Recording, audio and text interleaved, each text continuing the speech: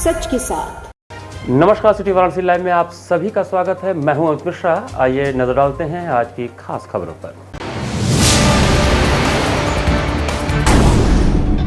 वाराणसी में आयोजित 3 दिवसीय G20 की बैठक संपन्न। अंतिम दिन G20 के प्रतिनिधियों ने ऐतिहासिक सारनाथ का किया दौरा। जमीन संबंधित विवाद में जीजा ने साले को मारी गोली, फिर खुद के गन से उड़ाया अपना भेजा। भक्तों के द्वारा किए गए जलाभिषेक में बीमार पड़े भगवान जगन्नाथ को लग रहा है काढ़े का भोग। 18 जून को प्रभु देंगे दर्शन, 19 को निकलेगा डोली यात्रा। और ओम प्रकाश राजभर के बेटे और बहू को आशीर्वाद देने के लिए उनके आवास पर राजनीतिक पार्टी के लोगों का लगा तांता। और अब समाचार विस्तार से। G20 देशों के प्रतिनिधियों ने मंगलवार को विदेश मंत्री एस जयशंकर के साथ ऐतिहासिक सारनाथ का दौरा किया। G20 के विकास मंत्रियों की बैठक सफलतापूर्वक संपन्न होने के बाद G20 प्रतिनिधियों ने मंगलवार को उत्तर प्रदेश के ऐतिहासिक सारनाथ का दौरा किया। उनके साथ विदेश मंत्री एस जयशंकर भी मौजूद थे। विदेशी प्रतिनिधियों ने वहां प्राचीन खंडहर, स्मारकों, धमेक, स्तूप, उपदेश स्थल और संग्रहालय आदि को देखा। साथ में मौजूद विदेश मंत्री डॉक्टर एस जयशंकर भी ऐतिहासिक स्थल सारनाथ के बारे में जनप्रतिनिधियों को जानकारियां देते नजर आए। हालांकि विदेशी प्रतिनिधियों के साथ उत्तर प्रदेश सरकार की ओर से नियुक्त 115 गाइड्स भी साथ में थे, जो उन्हें हर जानकारियों को प्रदान कर रहे थे। इससे पहले वाराणसी में G20 विकास मंत्रियों के सम्मेलन ने G20 देशों द्वारा सतत विकास लक्ष्यों SDGs पर प्रगति में तेजी लाने के लिए भारत द्वारा प्रस्तुत एक महत्वाकांक्षी 7 वर्षीय कार्य योजना को अपनाया। इसके अतिरिक्त जलवायु परिवर्तन संबंधी लक्ष्यों की पूर्ति के लिए टिकाऊ जीवन शैली के संबंध में सहयोग और भागीदारी बढ़ाने के उद्देश्य से एक और दस्तावेज को बैठक में स्वीकार किया गया। लोधा क्षेत्र के बखरिया गांव में आपसी विवाद में जीजा द्वारा साले को गोली मारने एवं स्वयं को गोली मारने से सनसनी फैल गई।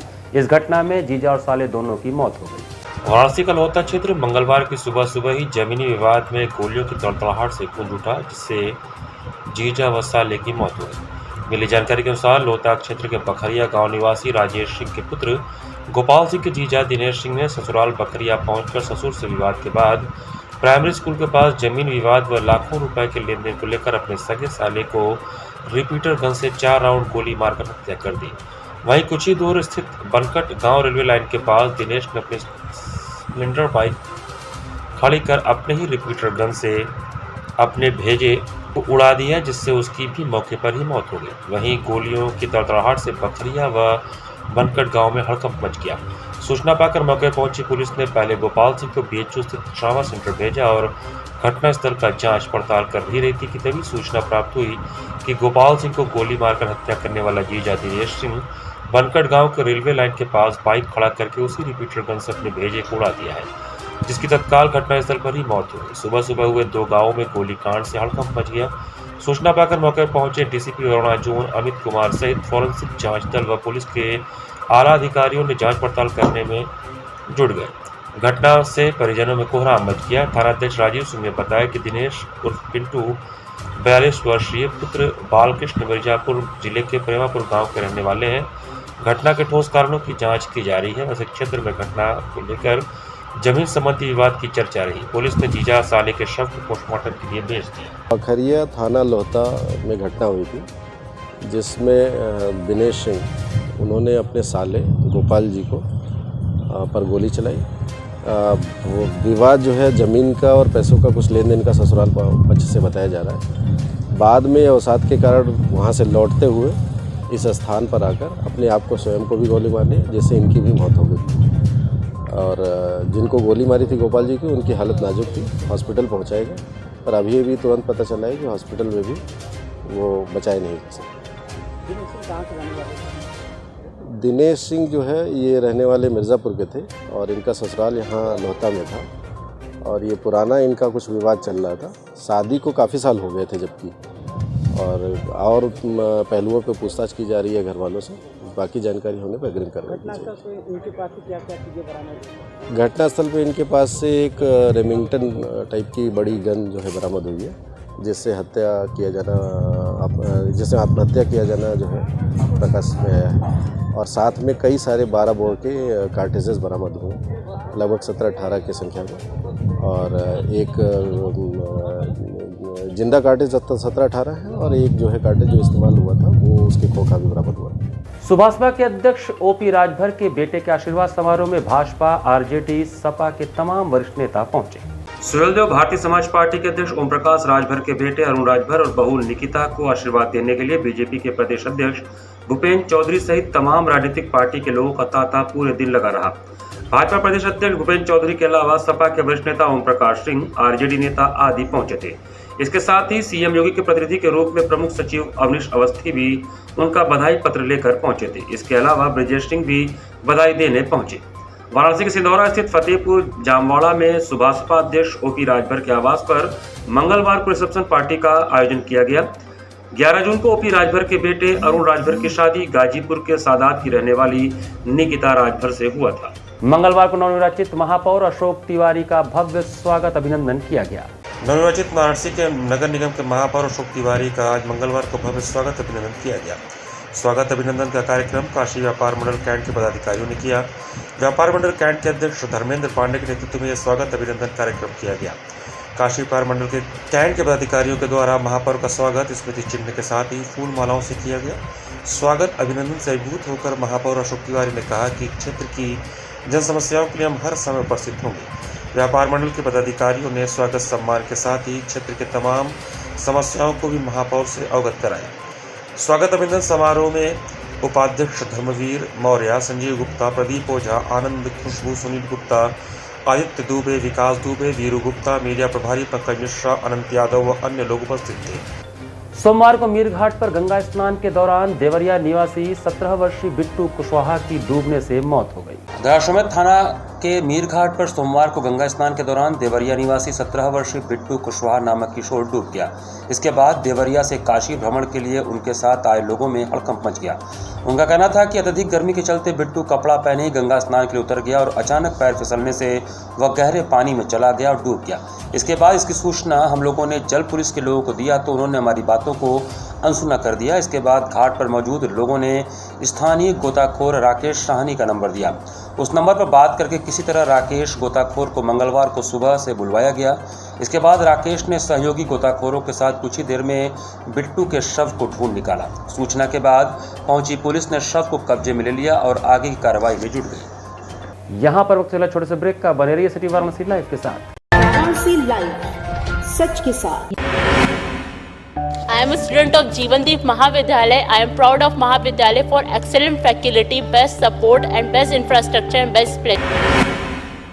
I am a student of Jeevandeep Mahavidyalaya. I am proud of Mahavidyalaya for excellent faculty, best support and best infrastructure and best place.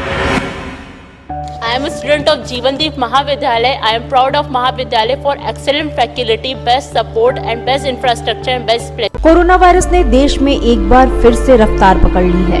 ऐसे में जरूरी है कि सभी लोग पूरी एहतियात बरतें। घर से बाहर निकलते समय मास्क का सदैव प्रयोग करें। समय समय पर हाथों को सैनिटाइजर से सैनिटाइज करें। ज्यादा भीड़ भाड़ वाली जगहों में जाने से बचें। 2 गज की दूरी का पालन करें।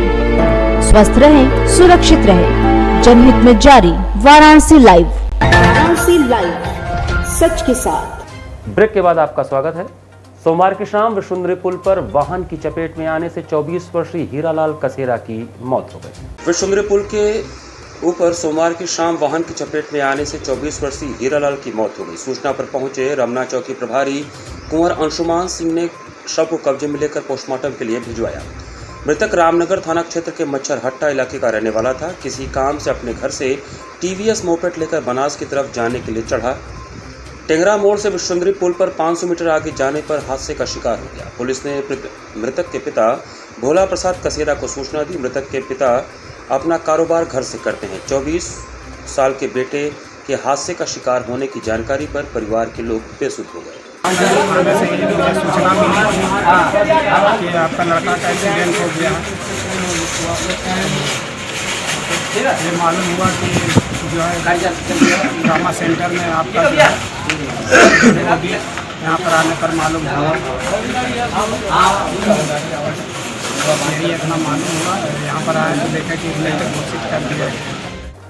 वाराणसी मंडल और आसपास के जिलों में पड़ रही प्रचंड गर्मी के चलते लोगों का जीना दूभर हो गया है। वाराणसी मंडल और आसपास के जिलों में प्रचंड गर्मी पड़ रही है। सूरज का ताप वाराणसी, भदोही, जौनपुर, चंदौली, आजमगढ़, गाजीपुर, मऊ और बलिया तक अपनी तपिश से लोगों को बेहाल कर रहा है। वाराणसी मंडल के 4 जिले और अन्य 3 जिलों में तापमान 40 के पार है।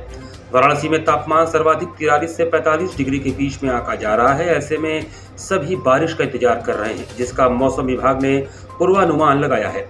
वाराणसी में मंगलवार को सुबह से ही आसमान में चिलचिलाती धूप थी, सड़कों पर सन्नाटा था और लोग छाता और गमछा लेकर सड़कों पर दिखाई दिए। इस भीषण गर्मी में लोगों के राहत के लिए सामाजिक संस्था ने नेक पहल करते हुए डेयर संस्था के द्वारा निःशुल्क प्याऊ लगाकर काशी आने वाले यात्रियों एवं राहगीरों को पानी पिलाने की व्यवस्था में तत्पर दिखे। संस्था के लोगों का कहना है कि इन लोगों ने 25 मई से लगातार निःशुल्क प्याऊ लगा रखा है। पानी वितरण कर रहे हैं, पानी पिला रहे हैं यहाँ पे। और ये जो एरिया है बहुत ही नीडेड जगह है, जहाँ पे ऐसी मतलब व्यवस्था नहीं थी। इसको देखते हुए संस्था द्वारा 2 साल से पानी वितरण हो रहा है सर। पिछले साल भी था, और जब से दुपकाला मतलब गर्मी प्रचंड पे चलती है, उस टाइम से पानी का हम लोग का 50,000 कम से कम पानी की खपत डेली की होती है। डेली का हमारा मतलब इतना शुरू होता है, सुबह 10 बजे से हमारा काम शुरू हो जाता है, 4 बज जाता है, 5 बज जाता है, पानी चलता ही रहता है सर। प्रतिदिन अगर देखा जाए तो यहाँ पे लाखों यात्री आते हैं, तो जी कितना आप लोग पानी यात्रियों को दे देती हैं और क्या कहना रहता है उन लोगों का, यात्रियों का? जो भी आते हैं यहाँ पानी पी के बहुत खुश होके जाते हैं और आशीर्वादी दे के जाते हैं कि मतलब इतनी गर्मी में इतना अच्छा पानी, मतलब ठंडा पानी मिलना मुश्किल है। पैसे दे के भी लोग ठंडा पानी नहीं मिल पा रहा है। और इस तरह यहाँ पे आप देख सकते हैं कि यहाँ पे लोगों को मनचाहा पानी मिल रहा है, जितना मर्जी उतना वो लोग पी सकते हैं, संतुष्ट होके जाते हैं। चल रहा है यहाँ पे 2 वर्ष हो गया सर, ये दूसरा साल कितना है। दिन आप लोग चलाएंगे यहाँ पे? 1 महीना चलता है सर। 1 महीना बारिश शुरू हो जाती है तो फिर बंद हो जाता है सर संस्था। बात किया सबडिविजन एरिया में तो और कहीं इस तरह की जल का व्यवस्था पूरे बनारस में नहीं है सर, पूरे बनारस में एरिया की बात जी सर कैंट पे ही है सर। भक्तों के जलाभिषेक से बीमार पड़े भगवान जगन्नाथ महाप्रभु 18 जून को पुनः दर्शन देंगे। भक्तों की श्रद्धा रूपी जलाभिषेक से बीमार पड़े जगन्नाथ महाप्रभु 18 जून को पुनः दर्शन देंगे। 19 जून को प्रभु की डोली यात्रा नगर भ्रमण पर निकलेगी। इसके बाद 20 से 22 जून तक रथ यात्रा मेला लगेगा। जलाभिषेक के बाद 4 जून को बीमार पड़े भगवान जगन्नाथ को रोज काढ़े और औषधियों का भोग लगाया जा रहा है। भगवान 17 जून को स्वस्थ होंगे और आषाढ़ कृष्ण पक्ष अमावस्या यानी 18 जून रविवार को मंदिर के पट खुलेंगे और भगवान पुनः दर्शन देंगे। आषाढ़ शुक्ल प्रतिपदा 19 जून को मंदिर सुबह 5 बजे से खुलेगा और मंगला आरती और श्रृंगार के बाद अपराह्न 3:30 बजे 80 स्थित मंदिर से डोली यात्रा निकलेगी। इसी दिन शाम 5 बजे रथ पूजन के बाद रथ यात्रा क्षेत्र में पहुंचेगा, जहां मध्य रात्रि 3 बजे महाप्रभु इस पर विराजमान होंगे। 20 से 22 जून तक रथ यात्रा मेले का आयोजन होगा। 22 और 23 की मध्य रात्रि आरती के बाद भगवान को सकुटुम 80 स्थित मंदिर पहुंचाया जाएगा। वहाँ प्रसाद लेके जाते हैं और उनको आते हैं, उसके माफ़ी मांगते हैं और प्रसाद लेके जाते हैं। उनके प्रसाद से सभी रोग बलाएं दूर हो जाते हैं। प्रसाद में उनके बहुत शक्ति है बाबा का, इसीलिए सब लोग आते हैं। जिस दिन से शुरू हुआ था उसी दिन से हम लोग प्रसाद लेके जाते हैं। भगवान जेठ पूर्णिमा को भक्तों द्वारा स्नान करने से अस्वस्थ हो जाते हैं। अस्वस्थ होने पर भगवान एकांतवास में 14 दिन निवास करते हैं और उनको काढ़े का भोग लगाया जाता है, जिसमें काली मिर्च, लौंग, छोटी इलायची, बड़ी इलायची, जायफल, कच्ची चीनी, गुलाब जल, तुलसी का पत्ते का भोग लगाकर भगवान के प्रसाद भक्तों को बांटा जाता है। इसकी मान्यता यह है कि भगवान का प्रसाद जो ग्रहण करेगा उसे साल भर तक किसी प्रकार की बीमारियों से मुक्ति मिलेगी। कितनी पुरानी परंपरा है ये? जब से जगन्नाथ मंदिर स्थापित हुआ है, जब से परंपरा चल रही तभी से चल रही है। 80 क्षेत्र के मुमुक्षु भवन के पास पिछले कई सालों से सीवर का गंदा पानी नाली में भर जाने की समस्या का समाधान नगर निगम अब तक नहीं कर पाया है। धार्मिक दृष्टि से 80 काशी का प्रमुख क्षेत्र माना जाता है। पीएम मोदी ने स्वयं इसी क्षेत्र से पूरे देश में स्वच्छता का अलग जगाया था, परंतु यहाँ की नगर निगम टीम साफ सफाई और स्वच्छता को लेकर गंभीर नहीं दिख रही है। बता दें कि 80 स्थित मुमुक्षु भवन के पास पिछले कई सालों से सीवर का गंदा पानी नाली में भर गया है। जब स्थानीय लोगों द्वारा इसकी शिकायत नगर निगम से की जाती है तो सफाई के नाम पर टीमें तो आती हैं, हर बार 200 रुपये लेकर नाले की सफाई करती हैं, परंतु पूरे एक सप्ताह में स्थिति जस की तस बन जाती है। जबकि यह मार्ग वीवीआईपी मार्ग का प्रमुख हिस्सा है। यहाँ पर प्रतिदिन हजारों की संख्या में लोगों का आना जाना होता है।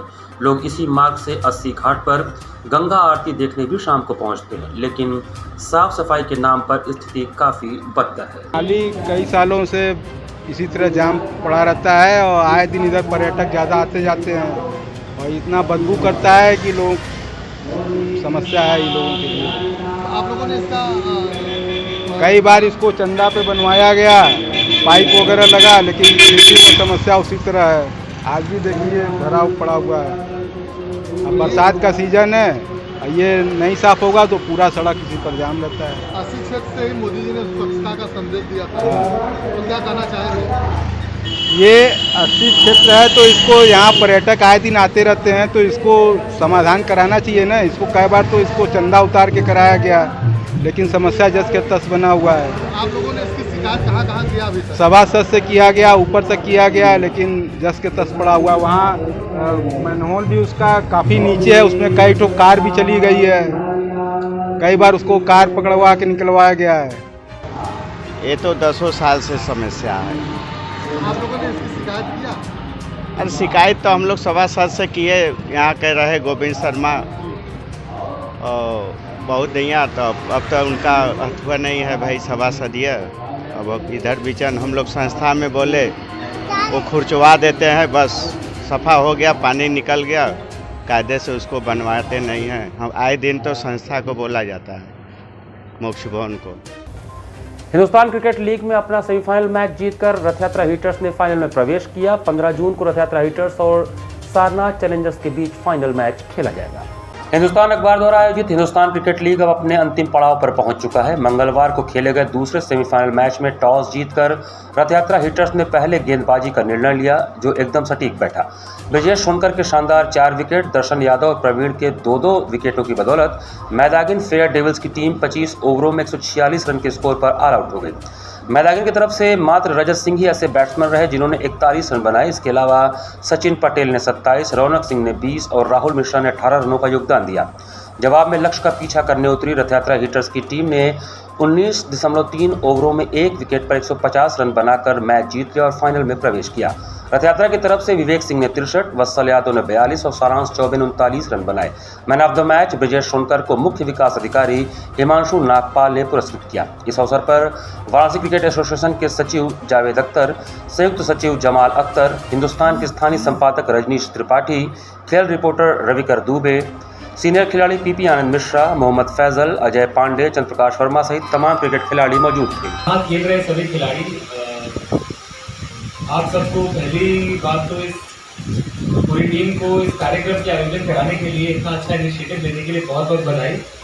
और सभी प्लेयर्स को इतनी कड़ी धूप में इतनी मेहनत के साथ, लगन के साथ खेलने के लिए बहुत बहुत बधाई। और जो मुझे आज यहाँ आने में 15-20 मिनट डिले हुआ, उसके लिए मेरी तरफ से अपॉलॉजीज।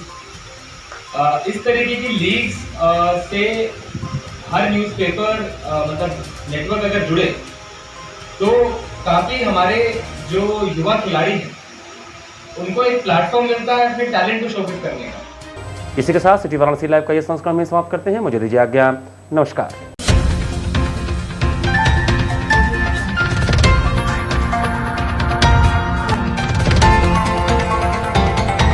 वाराणसी लाइव, सच के साथ।